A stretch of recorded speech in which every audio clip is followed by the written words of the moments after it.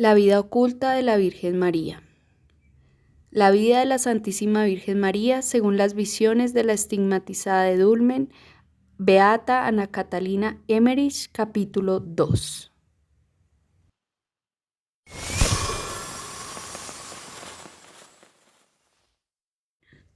Capítulo 2. San Joaquín y Santa Ana. Los padres de Santa Ana. La primogénita de Ismeria y Eliud se llamaba Zobe, y como no tenía la señal de la promesa, sus padres se atribularon mucho y volvieron al Horeb a buscar el consejo del profeta. Arcos les exhortó a que rezasen y les prometió consuelo. Ismeria permaneció estéril 18 años, y cuando Dios volvió a bendecirla, vi que tuvo una revelación nocturna. Vio que un ángel escribía una letra en la pared junto a su lecho. Pienso que era otra vez aquella M. Ismeria se lo dijo a su marido, pero éste también le había visto, y entonces los dos esposos, completamente despiertos, vieron la señal en la pared. A los 3 meses nació Santa Ana, que al nacer trajo al mundo aquella señal en el estómago. A Ana la llevaron a la escuela del templo cuando tenía 5 años, lo mismo que hicieron más tarde con María. Allí vivió 12 años hasta que a los 17 la devolvieron a casa, donde encontró 2 niños nuevos, una hermanita que había nacido poco después de ella, que se llamaba Mará, y un hijito de su hermana mayor, Zobe, que también se llamaba Eliud. Un año después, Ismeria enfermó mortalmente y en su lecho de muerte aleccionó a todos los suyos, presentándoles a Ana como la futura ama de casa. Luego, antes de morir, habló con ella a solas y le dijo que era un vaso de elección de la gracia de Dios, que tendría que casarse y que fuera a buscar el consejo del profeta Horeb. Zobe, la hermana mayor de Ana, estaba casada con un tal Salomó, y además de su hijo Eliud, tenía una hija, María Salomé, que fue la que más adelante tuvo de Zebedeo a los apóstoles Santiago el Mayor y Juan. Zobe tuvo además una segunda hija, que fue madre de 3 discípulos y tía del novio de Caná. Eliú, el hijo de Zobe y Salomó, fue el segundo marido de Maroní, la viuda del Naín, y padre del niño que resucitó Jesús. Maraá, la hermana menor de Ana, recibió la finca de Séforis cuando su padre Eliud se trasladó al valle de Zabulón. Se casó y tuvo una hija y 2 hijos, Arastaria y Cojaría, que fueron discípulos. Ana tuvo todavía una tercera hermana, que era muy pobre, y fue mujer de un pastor de los pastizales de Ana. Estuvo mucho en casa de Ana. El bisabuelo de Ana era profeta. Eliud, padre de Ana, era de la tribu de Leví, y su padre Ismeria de la de Benjamín. Ana nació en Belén, pero más adelante sus padres se mudaron a Séforis, a 4 leguas de Nazaret, donde tenían casa en una finca. También tenían fincas en el hermoso valle de Zabulón, a 1,5 leguas de Séforis y 3 de Nazaret. En el buen tiempo, el padre de Ana iba mucho con su familia al valle de Zabulón, y después de la muerte de su esposa se mudó allí definitivamente. Y de esa forma nacieron sus contactos con los padres de San Joaquín, el que se casó Ana. El padre de Joaquín se llamaba Matzat y era el segundo hermano de Jacobo, padre de San José. El primer hermano se llamaba Josés. Matzat se afincó en el valle de Zabulón. Los antepasados de Ana eran muy piadosos y devotos. Eran de los que más habían llevado el arca de la alianza y desde el Santísimo recibieron rayos que transmitieron a su descendencia, a Ana y a la Santísima Virgen. Los padres de Ana eran ricos, cosa que supe por su gran hacienda, pues tenían muchos bueyes, pero no lo guardaban para sí, sino que todo se lo daban a los pobres. He visto a Ana de pequeña, no era especialmente bonita, pero sí más que otras. No era ni de lejos tan bonita como María, pero era extraordinariamente sencilla y de una piedad infantil, y así la he visto en todas las edades, de doncellita, madre y viejecilla. Y por eso siempre que he visto una vieja aldeana de aspecto infantil, se me ocurría, esta es como Ana. Ana tenía otros hermanos y hermanas que se casaron todos. Sus padres la tenían un cariño especial y ella no quería casarse. Tuvo al menos media docena de pretendientes y los rechazó a todos. Cuando Ana fue a los esenios en busca de consejo como sus antepasadas, recibió la indicación de que se casara con Joaquín, al que entonces todavía no conocía, pero que la pretendía desde que Eliud, el padre de Ana, se mudó al valle de Zabulón, donde vivía Matzat, el padre de Joaquín. Ana hubiera debido casarse con un levita de la tribu de Aarón, como las demás de su tribu, pero se casó con Joaquín de la tribu de David, pues María debía ser de la tribu de David.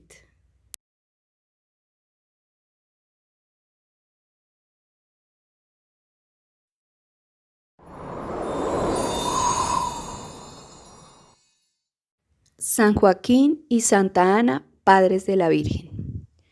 Joaquín no era nada guapo. San José, incluso cuando ya no era joven, era en comparación un hombre muy guapo.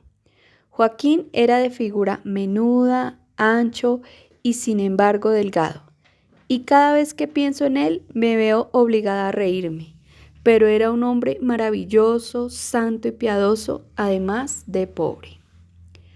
Joaquín estaba emparentado con San José de la siguiente manera. El abuelo de José, que venía de David, antes de Salomón, se llamaba Masán y tuvo un hijo llamado Jacobo y otro Josés. Jacobo fue el padre de José. Al morir Masán, su viuda se casó con un segundo marido, Leví, que también procedía de David, pero por Naán, y con ese Leví tuvo a Matzat, padre de Elí, que así se llamaba también Joaquín. El parentesco entre José y San Joaquín, la viuda de Masán, abuelo de San José, casó en segundas nupcias con Leví, abuelo de San Joaquín. El árbol está deliberadamente incompleto. Rafael Renedo. Los noviazgos eran entonces muy sencillos. Los novios estaban muy cohibidos y tímidos. Hablaban juntos pero sin pensar gran cosa en casarse, como hubieran debido hacer. Si la novia decía que sí, los padres estaban conformes. Y si decía que no y tenía sus razones, también estaban de acuerdo. Formalizaba la cosa con los padres. El compromiso se realizaba en la sinagoga del lugar. El sacerdote rezaba en el sagrario, donde se encontraban los rollos de la ley, y los padres en el lugar habitual, mientras los novios iban juntos a un sitio donde discutían sobre su contrato y sus intenciones. Si se ponían de acuerdo, se lo decían a sus padres, y estos al sacerdote, quien entonces se acercaba y aceptaba la declaración de los novios. Al día siguiente se casaban con toda clase de ceremonias al aire libre. Joaquín y Ana se casaron en un pueblecito donde únicamente había una modesta escuela y solo estuvo presente un sacerdote. Ana tenía entonces unos 19 años. La pareja se fue a vivir con Eliud, el padre de Ana. La casa pertenecía a la ciudad de Séforis, pero estaba a cierta distancia, en medio de un grupo de construcciones de las que era la mayor. Allí vivieron varios años. Ambos tenían una forma de ser poco común. Eran ciertamente muy judíos, pero tenían una gravedad extraordinaria que ni ellos mismos sabían. Rara vez los he visto reírse, aunque al principio de su matrimonio no eran realmente tristes. Tenían un carácter tranquilo y equilibrado y desde sus años jóvenes algo de personas mayores y circunspectas. En mi juventud he visto a veces jóvenes parejas de estas, muy sensatas y ya entonces pensaban siempre, igualitos que Joaquín y Ana. Los padres eran pudientes, tenían muchos rebaños, bonitas alfombras, vajillas y muchos criados y criadas. No los he visto cultivar los campos, pero sí llevar el ganado a pastar. Eran sumamente piadosos, fervorosos, bondadosos, sencillos y rectos. Muchas veces repartían sus rebaños y todos los suyos en 3 partes, y daban al templo 1/3 del ganado que ellos mismos llevaban allí, donde lo recogían los servidores del templo. El segundo tercio lo daban a los pobres o a parientes necesitados, de los cuales la mayoría de las veces algunos estaban allí y se lo llevaban. El último tercio y habitualmente el más pequeño lo guardaban para sí. Vivían muy frugalmente y se volcaban a quien los necesitara. Ya de niña pensaba yo muchas veces que basta con dar, porque quien da vuelve a recibir por partida doble. Al ver que su tercio siempre volvía a aumentar y que pronto estaban otra vez tan bollantes que podían volver a ser las 3 partes. Tenían muchos parientes que en las fiestas se reunían en su casa, pero nunca abrí grandes comilonas. De hecho, los he visto dar de comer a un pobre de vez en cuando en sus vidas, pero nunca vi verdaderos banquetes. Cuando estaban juntos, habitualmente los veía tumbados en corro en el suelo, hablando de Dios muy esperanzados. Muchas veces vi entre sus parientes algunos malvados que contemplaban con amargura y mal humor, que miraban al cielo tan llenos de anhelo en sus conversaciones. Pero ellos querían bien a estos malintencionados, no perdían la oportunidad de invitarlos y les daban doble de todo. Muchas veces vi que estos pedían con malos modos y exigencias lo que la pareja ofrecía con amor. En la familia había pobres a los que muchas veces daban un cordero y a veces más.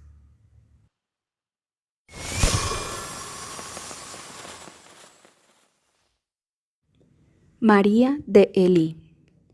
La primera criatura que Ana alumbró en casa de sus padres fue una hija, pero no era la hija de la promesa, porque al nacer no tuvo las señales profetizadas y su alumbramiento se produjo en tristes circunstancias. Ana, que estaba esperando, tuvo problemas con la servidumbre porque un pariente de Joaquín había seducido a una de sus criadas.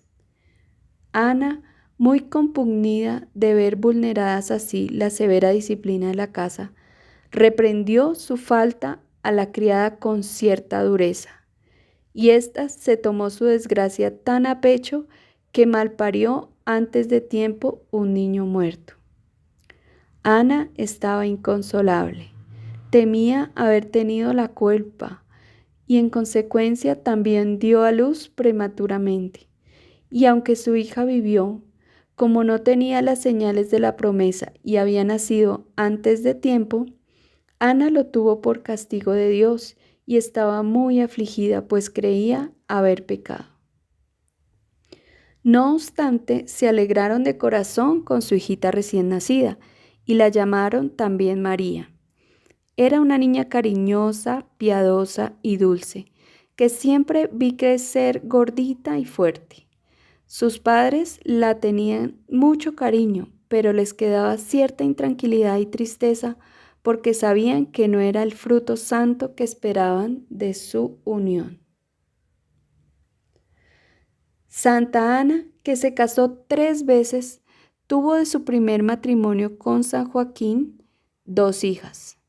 Su nieta María Cleofás también se casó 3 veces. Primero con Alfeo, de quien tuvo 3 niños de la edad de Jesús, a quienes llamaron hermanos del Señor.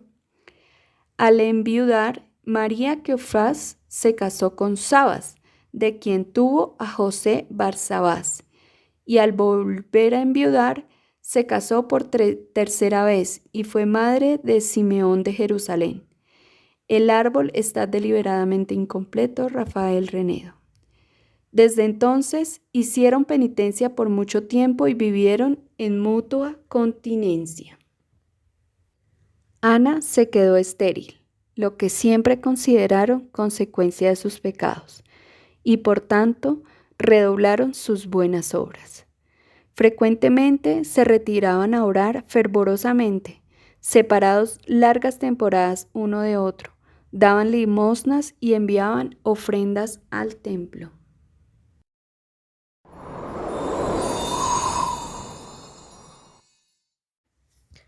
La mudanza. Llevaban viviendo de este modo con su padre Eliud como unos 7 años, que puedo entender por la edad de su hija, de su primera hija. Cuando decidieron separarse de sus padres y trasladarse a vivir a la casa de una finca que los padres de Joaquín le habían dado cerca de Nazaret con el propósito de empezar allí de nuevo su vida matrimonial en la soledad y de conseguir la bendición divina para su unión con un comportamiento más grato a Dios.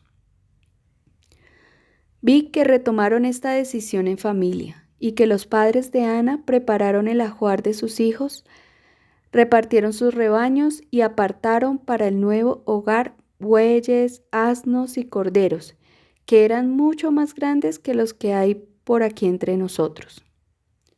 Cargaron toda clase de enseres, cacharros, recipientes y ropa en asnos y bueyes delante de la puerta.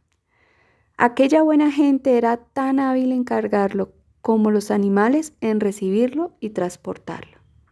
Nosotros apenas podemos colocar nuestras cosas en un carro hábilmente como lo hacían aquella gente en sus animales. Tenían una vajilla muy bonita. Todos los cacharros eran más lindos que ahora. Era como si el maestro alfarero hubiese hecho cada uno con distinto sentimiento y amor. Llenaban y envolvían con musgo unas jarras frágiles, decoradas artísticamente con toda clase de imágenes, y las colgaban del lomo de las bestias sujetas a los extremos de una correa. En el lomo de los animales pusieron también toda clase de fardos de mantas multicolores y ropa, y colchas preciosas bordadas en oro. Los que partían recibieron de sus padres una bolsa con un bultito pesado, que podría ser un trozo de material precioso.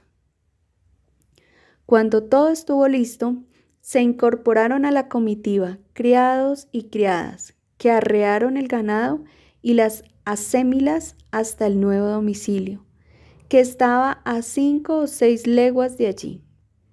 Creo que venían de parte de los padres de Joaquín. Ana y Joaquín se despidieron con gratitud de sus amigos y sirvientes, y después abandonaron emocionados y llenos de buenos propósitos el que hasta entonces había sido su hogar. La madre de Ana ya no vivía, pero vi que los padres de ambos esposos los acompañaron a su nuevo domicilio. Tal vez Eliud hubiera vuelto a casarse o tal vez hubiera entre ellos familia de los padres de Joaquín.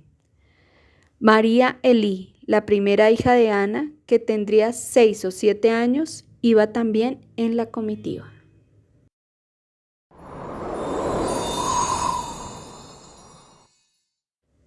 La casa de Nazaret. La nueva vivienda estaba en un sitio muy agradable. Una comarca ondulada rodeada de pardos y árboles a hora y media o una hora larga a poniente de Nazaret. En un altozano entre el valle de Nazaret y el de Zabulón.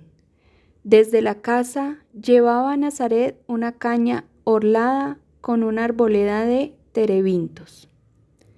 Delante de la casa había un patio cerrado, cuyo suelo me parecía roca desnuda, rodeado por una valla de piedras o rocas que tenían encima o detrás de ella un seto vivo, de plantas trepadoras.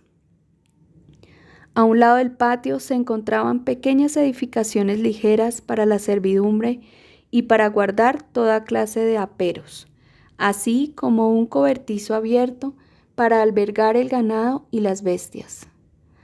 Alrededor de la casa había varios huertos y en uno de ellos, cercano a la casa, había un árbol muy singular cuyas ramas se hundían en tierra, arraigaban y brotaban nuevos árboles que hacían lo mismo, formando un círculo de pérgolas. La casa era bastante grande. En medio estaba la puerta que giraba sobre sus goznes. El interior de la casa tendría la superficie de una iglesia de pueblo medianamente grande y estaba dividida en las distintas habitaciones con tabiques de zarzo, más menos móviles, que no llegaban al techo. La puerta principal daba a la primera parte de la casa, un gran zaguán que ocupaba toda la anchura, que se usaba para los banquetes. Y cuando había muchos huéspedes, para distribuirlos por medio de paneles según las necesidades en muchos dormitorios pequeños.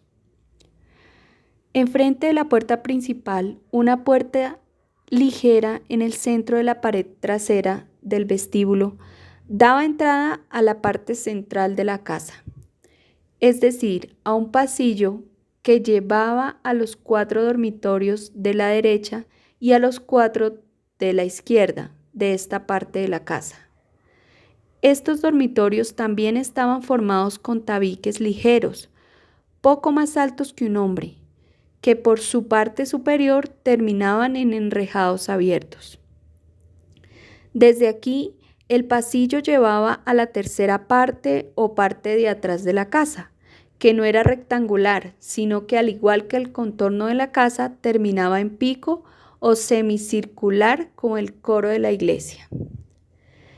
En medio de esta parte trasera, frente a la entrada, se alzaba el muro del hogar hasta el tubo de chimenea que había en el techo de la casa.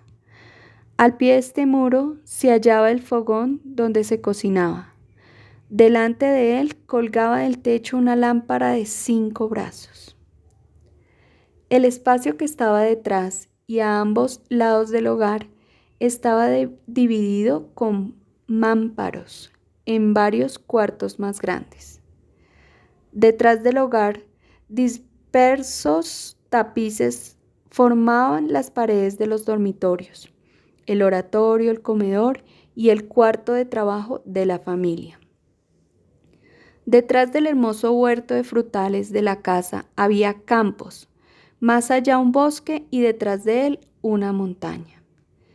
Los viajeros llegaron juntos a la casa y encontraron todo en su sitio, pues los mayores habían mandado gente por delante para colocarlo todo.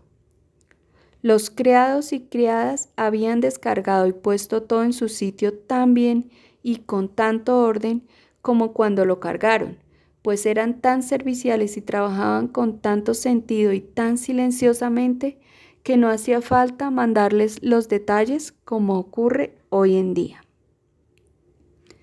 Así que enseguida quedó todo tranquilo y sus padres, después que les hicieron entrega de su nueva casa, se despidieron de Ana con bendiciones y abrazos y emprendieron el camino de vuelta con la hijita de Ana, que se volvía con los abuelos. En tales visitas y parecidas ocasiones nunca vi que esta gente celebrara banquetes, sino que muchas veces se tumbaban en círculo en una alfombra, poniendo ante sí unos platillos y jarritas, y casi todo el tiempo hablaban de asuntos de Dios y santas esperanzas.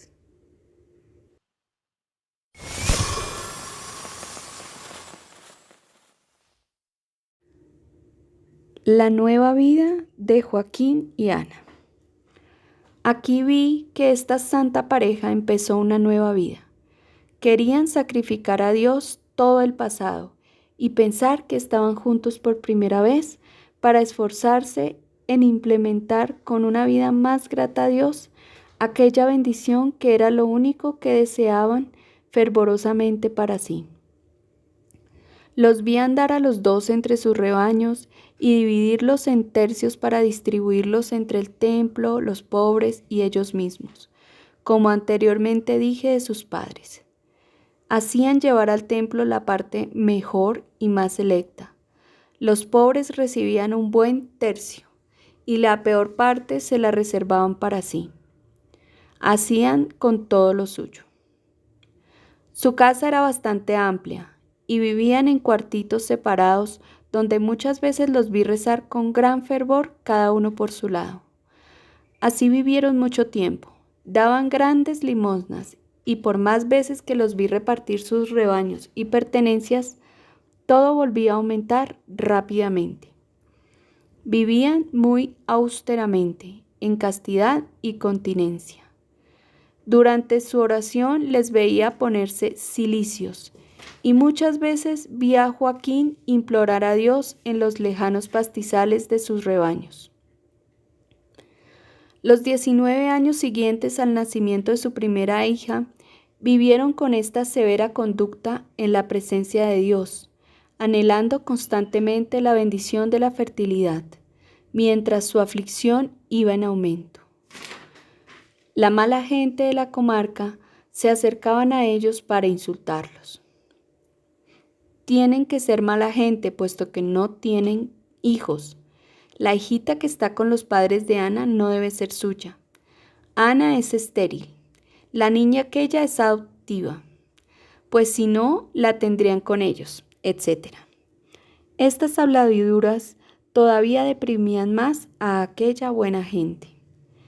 Ana tenía fe firme y la persuasión íntima de que el advenimiento del Mesías estaba próximo y de que ella misma sería una de sus parientes carnales. Imploraba y clamaba que se consumara la promesa y se esforzaba junto con Joaquín en conseguir continuamente mayor pureza.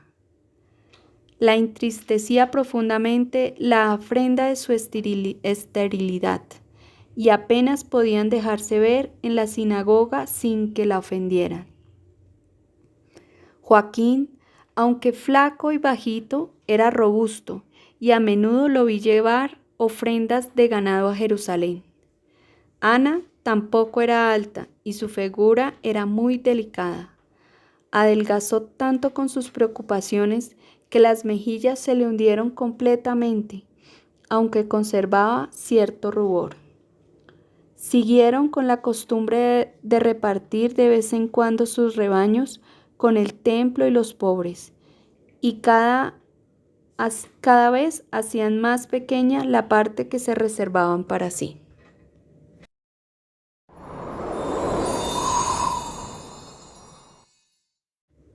Joaquín, rechazado en el templo, se va con sus rebaños.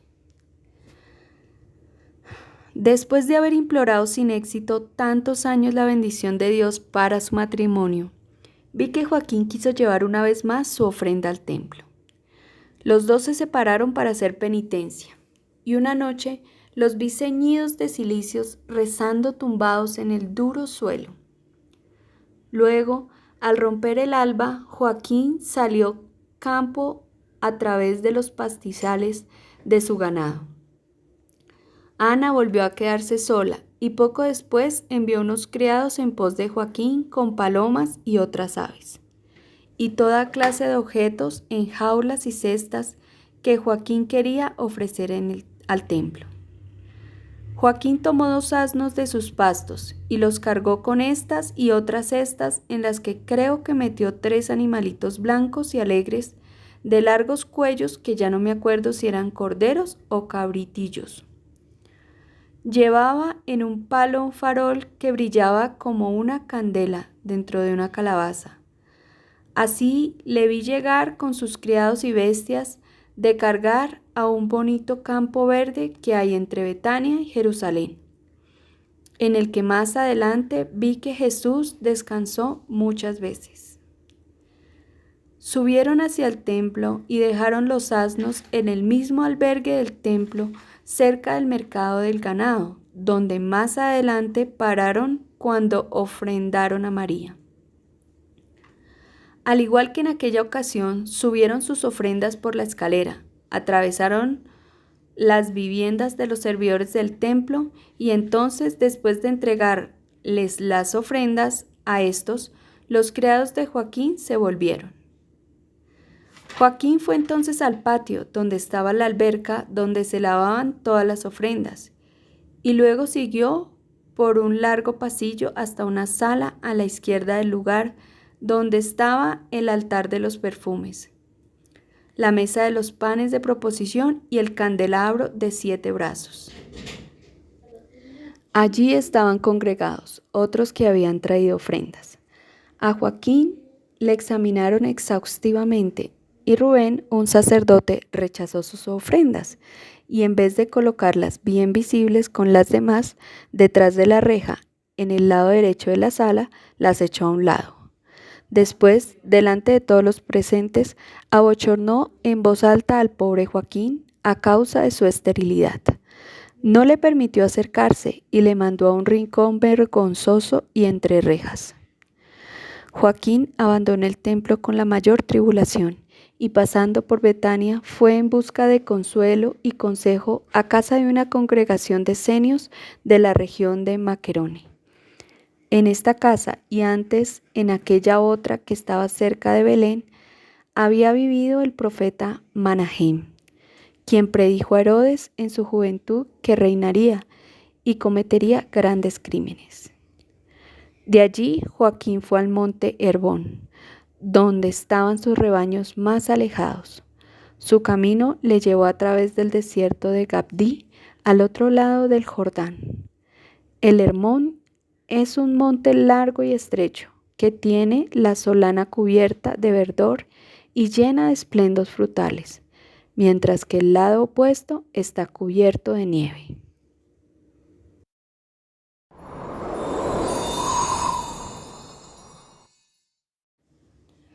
Ana recibe promesa de fecundidad y viaja al templo. Joaquín estaba tan triste y avergonzado por el desprecio recibido en el templo que ni siquiera mandó a decir a Ana dónde estaría. Pero ella supo por otras personas que habían estado presentes la humillación que había sufrido Joaquín, y su aflicción fue indescriptible. La vi llorar muchas veces con el rostro en tierra porque no sabía dónde estaba su Joaquín, que llevaba más de 5 meses escondido en el Hermón con sus rebaños. Hacia el final de esta época, Ana tuvo aún que sufrir más por la descortesía de una criada que le echaba continuamente en cara su desdicha.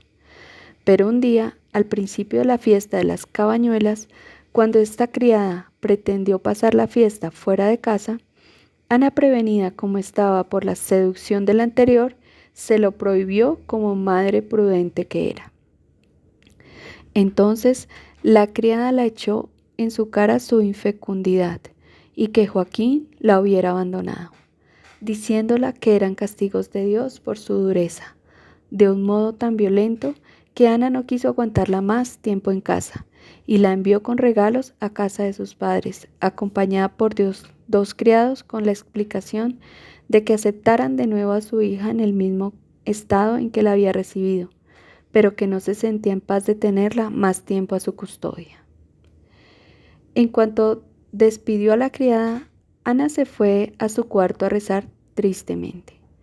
Al anochecer, se echó un mantón por la cabeza, se envolvió completamente en él y salió con un farol al árbol grande del patio que dije antes, el que formaba una especie de pérgola.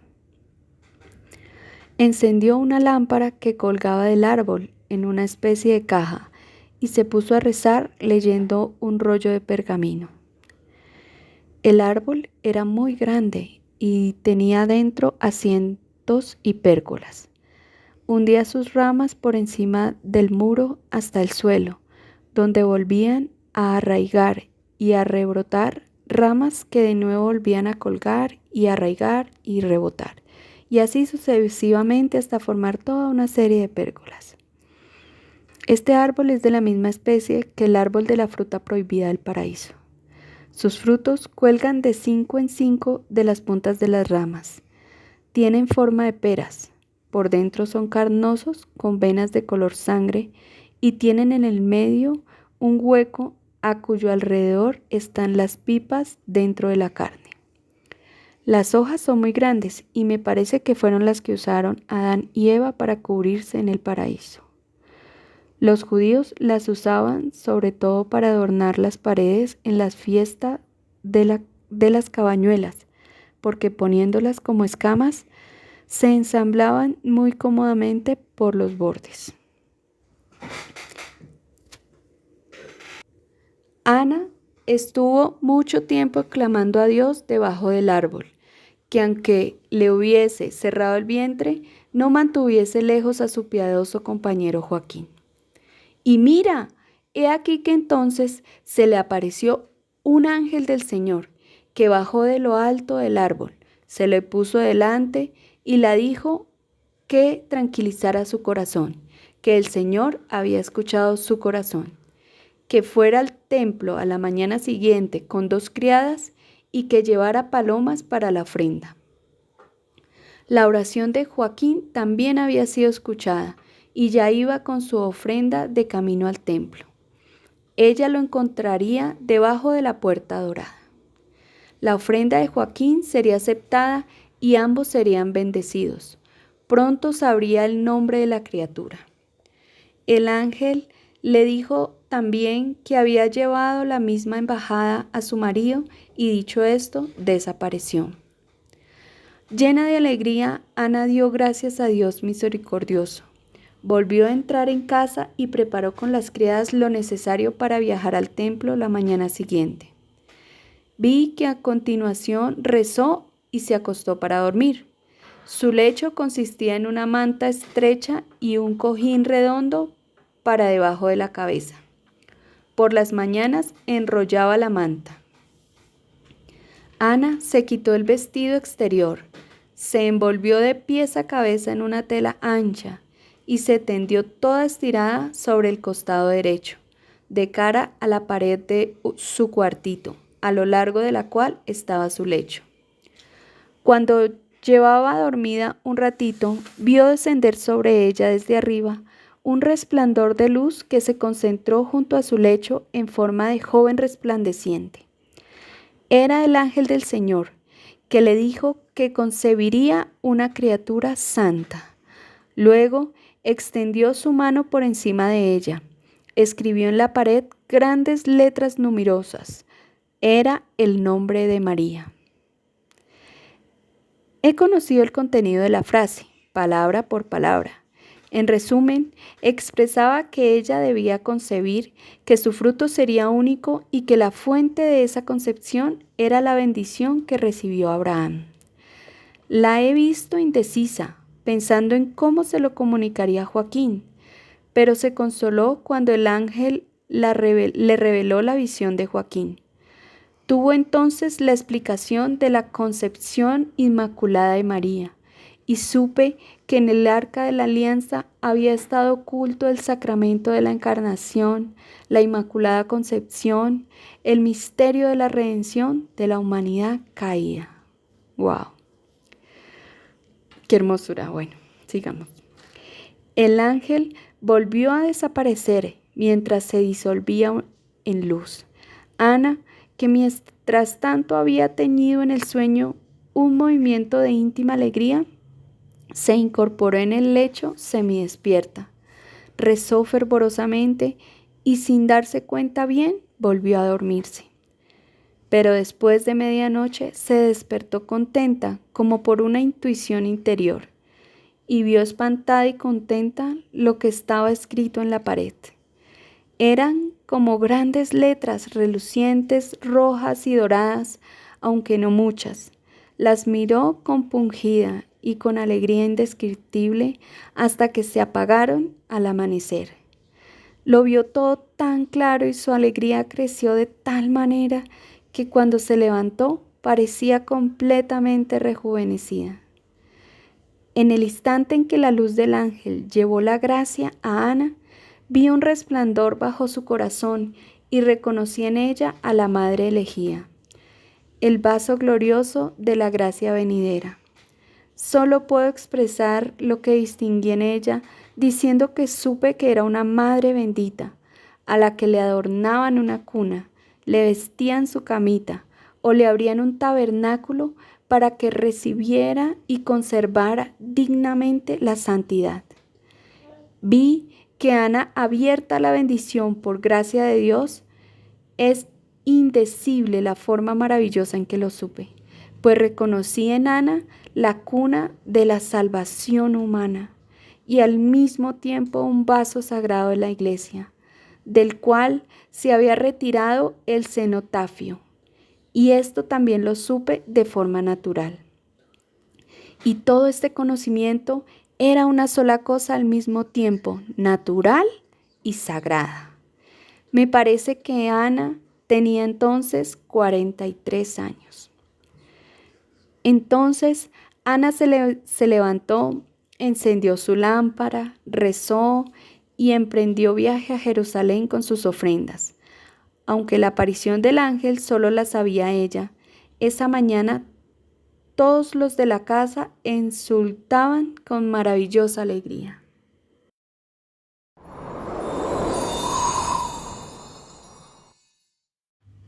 Joaquín, consolado por el ángel, vuelve al templo a ofrendar. A esa misma hora vi a Joaquín con sus rebaños en el monte Hermón, más allá del Jordán. Imploraba a Dios con continuas oraciones que lo escuchara. Cuando veía brincar los corderitos que balaban tan contentos alrededor de sus madres, se afligía mucho por no tener niños, pero no dijo a sus pastores la causa de su tristeza. Era la época de la fiesta de las cabañuelas, y él y sus pastores ya estaban construyendo las chozas de ramas. Joaquín estaba rezando, perdida la esperanza de ir como de costumbre a la fiesta en Jerusalén a presentar sus ofrendas, porque pensaba en la humillación que había sufrido allí.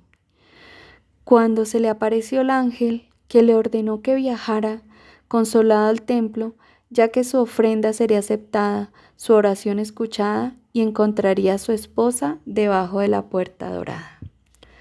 Joaquín se sentía temeroso de ir, pero el ángel le dijo que los sacerdotes ya tenían aviso de su visita. Entonces vi que Joaquín repartió alegremente una vez más su ganado en 3 partes, cuánto ganado tenía y qué bonito era. Guardó la parte más pequeña para sí, otra mejor la envió a los esenios, y la más hermosa de todas la llevó al templo con sus criados. Llegó a Jerusalén al 4.º día de la fiesta y entró en el templo como hacía antes. Ana también llegó a Jerusalén al 4.º día de la fiesta y se alojó con los parientes de Zacarías junto al mercado del pescado. Solo se encontró con Joaquín al final de la fiesta. Vi que aunque la vez anterior la ofrenda de Joaquín había sido rechazada por indicación de lo alto, a aquel sacerdote que en vez de consolarle le increpó con tanta dureza, le había caído no sé qué castigo divino por ello. Sin embargo, esta vez los sacerdotes tenían advertencias de lo alto de que aceptaran su ofrenda, y vi que cuando Joaquín anunció que llegaba con su ofrenda de animales, algunos de ellos salieron a su encuentro a recibir sus dones delante del templo. El ganado que traía de regalo al templo no era propiamente ofrenda.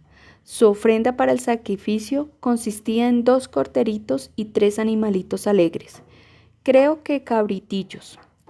Vi también que muchos hombres que le conocían le felicitaban porque su ofrenda fuera aceptada.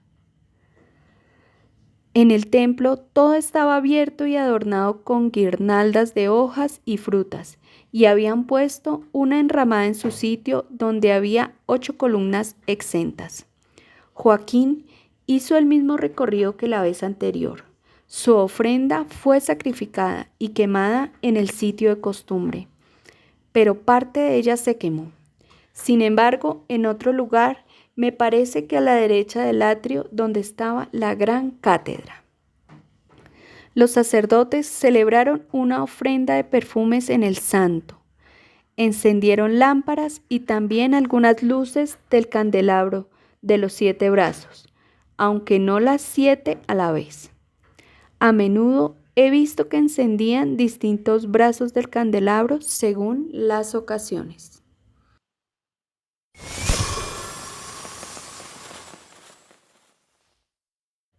Joaquín en el altar de los perfumes. Cuando se alzó el humo del incienso, vi caer un rayo de luz sobre el sacerdote que estaba sacrificando en el santo, a la vez que sobre Joaquín, que estaba afuera de la sala. Se hizo una pausa en la celebración como causada por el estupor y el conocimiento sobrenatural. 2 sacerdotes salieron como por mandato divino a buscar a Joaquín a la sala y le llevaron por el camino de las cámaras laterales hasta el dorado altar de los perfumes del santo. El sacerdote entonces puso algo en el altar de los perfumes. No me parecieron granos sueltos de incienso, sino más bien una masa compacta que ya no recuerdo en qué consistía. Esta masa se consumía con mucho humo y fragancia encima del dorado altar de los perfumes y delante del velo del Santísimo.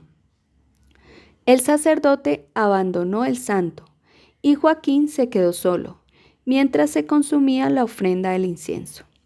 Le había robado de rodillas con los brazos en cruz. Permaneció encerrado en el templo toda la noche, rezando con gran devoción. Entonces se le acercó un ángel, una forma luminosa como la que más tarde se le apareció a Zacarías con ocasión de la promesa del Bautista. El ángel habló a Joaquín y le dio una hoja en la que reconocí escritos con letras luminosas los 3 nombres de Elia, Hanna y Miriam. En este mismo nombre vi la imagen de un arca de la alianza pequeña o un sagrarito.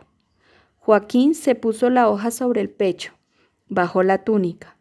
El ángel le dijo que su esterilidad ya no sería para él vergüenza, sino gloria, pues por su medio su esposa concebiría la cumbre de la bendición de Abraham, el fruto inmaculado de la bendición de Dios.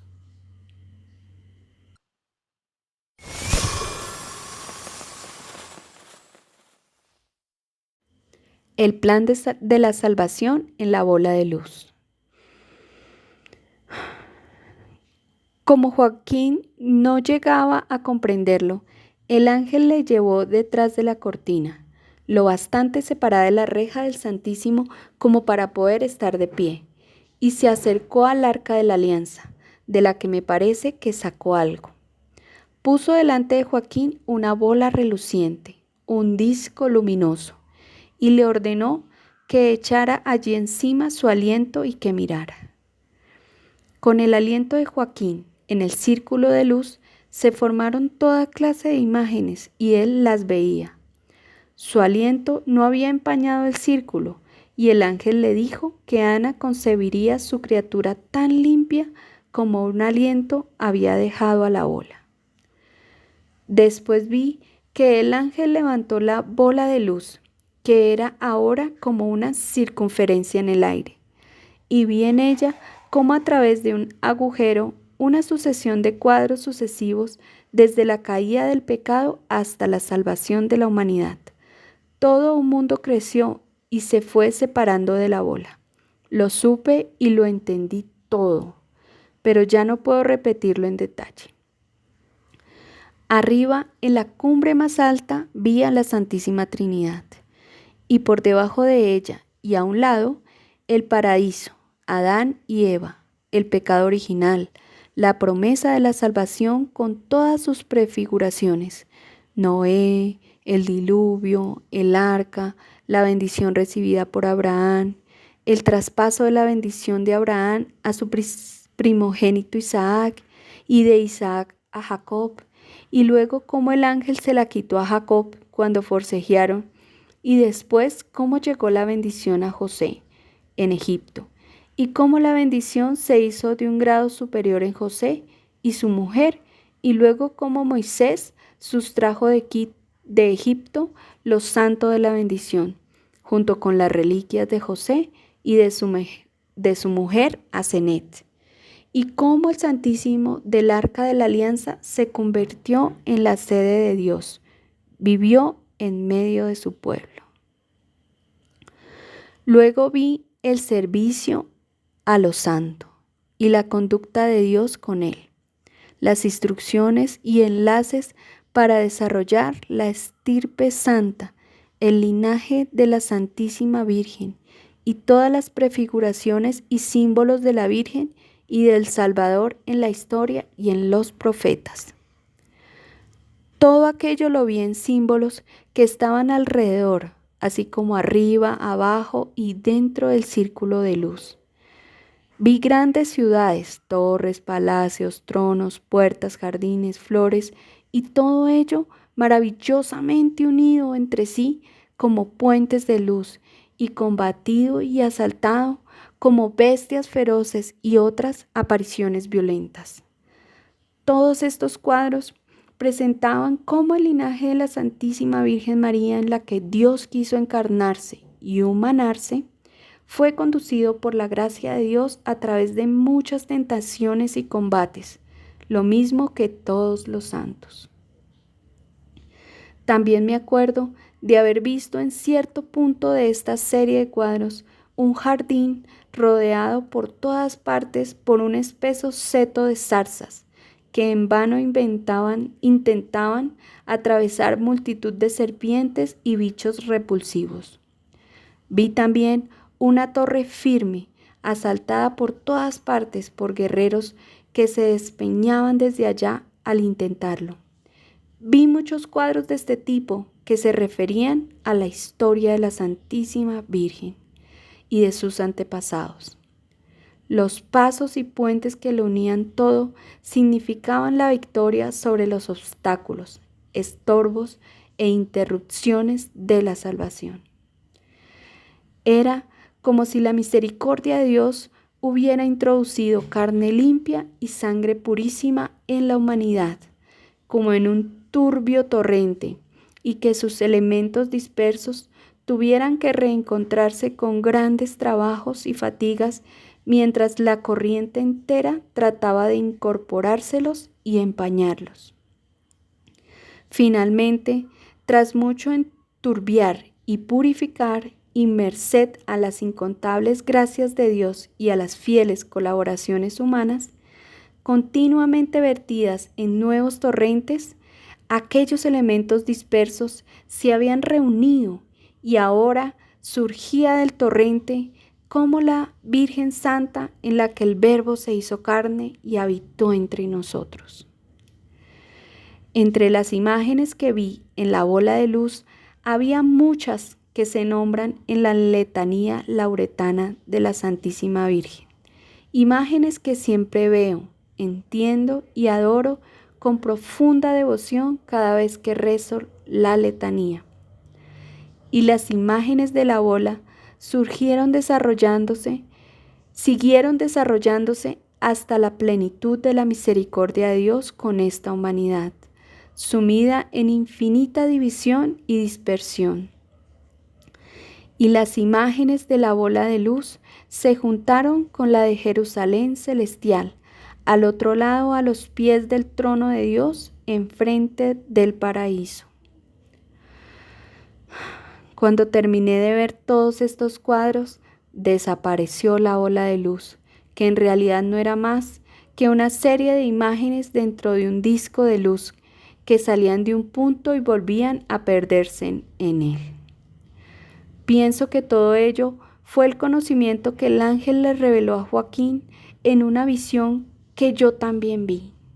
Siempre que veo una comunicación así, se aparece en un círculo de luz como una ola.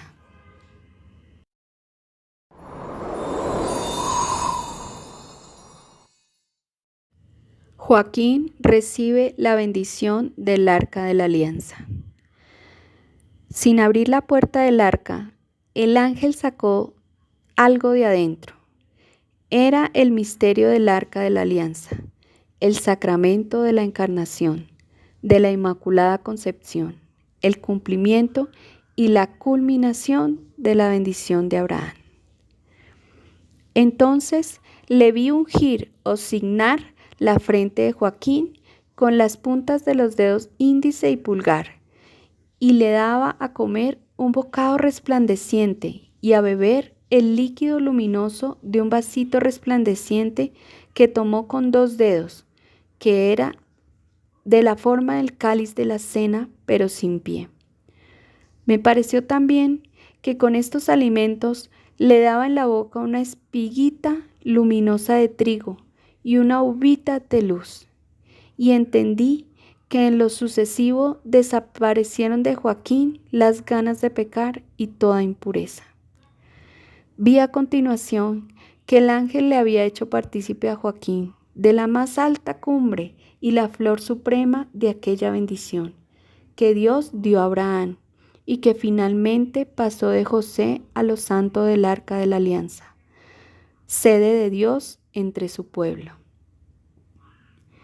El ángel dio esta bendición a Joaquín de la misma forma que en otra ocasión me mostraron que Abraham la recibió del ángel, con la única diferencia que para bendecir a Abraham, el ángel sacó la bendición de sí mismo, como es su pecho, mientras que la de Joaquín pareció que la sacaba del Santísimo. Al bendecir a Abraham, fue como si Dios instituyese la gracia de esa bendición y bendijera con ella al padre de su fruto pueblo, para que de él salieran las piedras para construir su templo.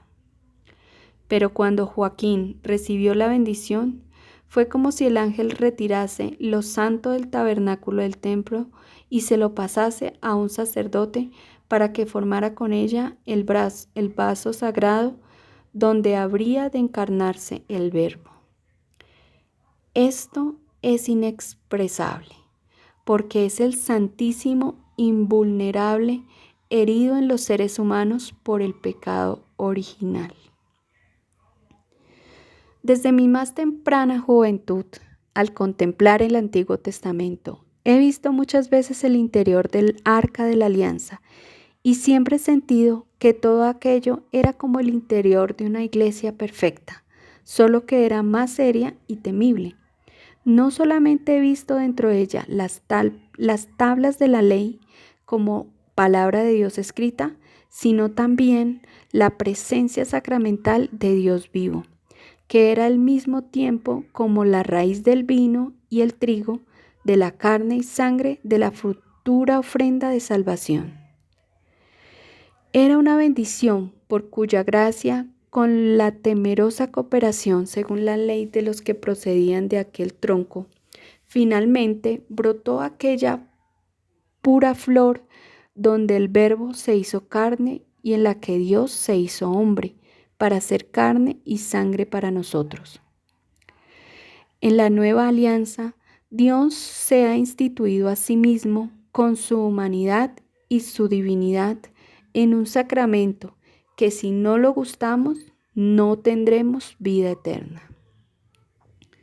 Nunca eché en falta la presencia sacramental de Dios en el Arca de la Alianza, salvo cuando caía en manos enemigas, porque entonces lo santo se refugiaba en el sumo sacerdote o en algún profeta. Solo más tarde echaron en falta misterio del arca los sacerdotes del templo.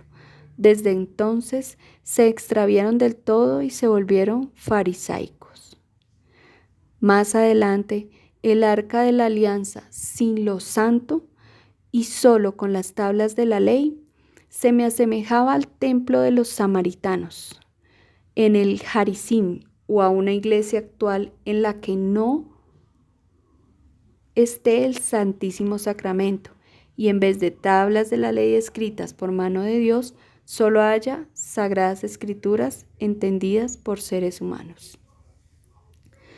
En el arca de la alianza de Moisés, que estuvo en el tabernáculo en el desierto y en el templo de Salomón, veía al Santísimo de la vieja alianza, en forma de dos pequeñas figuras de luz que se interpenetraban en el interior de una circunferencia luminosa. Pero ahora que el ángel hizo partícipe a Joaquín de esta bendición, fue como si el ángel pusiera dentro de la túnica de Joaquín, abierta sobre su pecho, algo luminoso igual que un resplandeciente pimpollo en forma de refulgente alubia.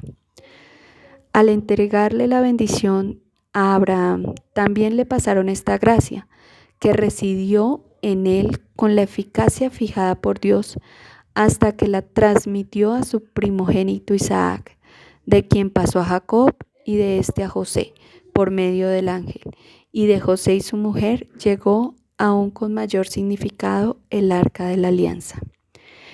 Entendí que el ángel mandó a Joaquín conservar el secreto, y por eso supe, porque más adelante Zacarías, padre del Bautista, se quedó mudo después de que el ángel Gabriel le dio junto al altar de los perfumes la bendición y el anuncio de la fertilidad de Isabel.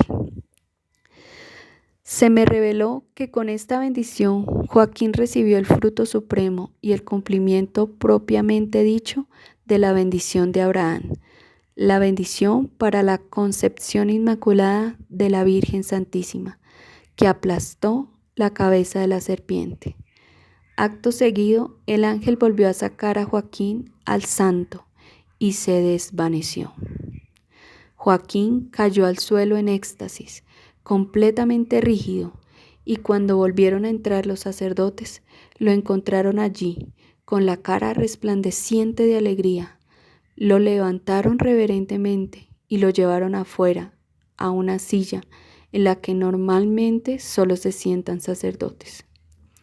Allí le lavaron la cara, le pusieron bajo la nariz una cosa de olor reconfortante, le dieron a beber y le hicieron todo lo que suele hacerse con los desmayados. Cuando Joaquín se recuperó, parecía resplandeciente, lozano y como rejuvenecido.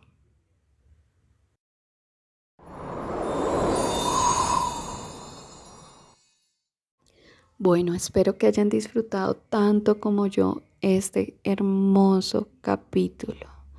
Sigue el capítulo de la Inmaculada Concepción. Entonces los invito a que me sigan, a que lo compartan, a que me dejen sus comentarios para saber que lo escucharon. Y nada, pues sigan pendientes a mi canal, suscríbanse y vamos a también a grabar los rosarios, entonces estén muy pendientes. Dios los bendiga. La Santísima Virgen los cubra con su manto. Chao, chao.